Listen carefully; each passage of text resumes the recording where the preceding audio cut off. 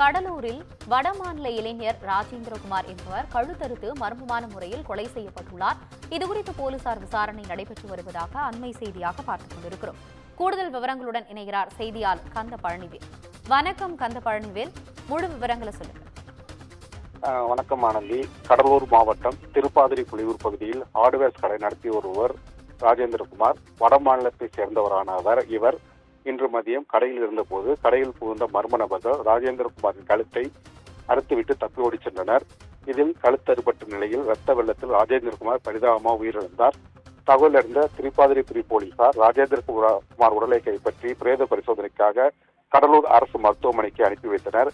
இது குறித்து தகவல் அறிந்த கடலூர் மாவட்ட காவல் கண்காணிப்பாளர் ராஜாராமன் ராஜேந்திரகுமார் கொலை செய்த குற்றவாளியை கைது செய்ய 3 தனிப்படைகளை அமைத்துள்ளார். இந்த தனிப்படை போலீசார் ராஜேந்திரகுமாரின் கொலைக்கு என்ன காரணம் என்பது குறித்து விசாரணை மேற்கொண்டுள்ளனர்.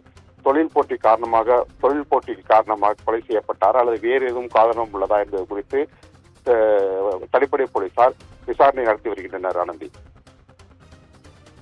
விவரங்களுக்கு நன்றி கந்த பழனிவேல்.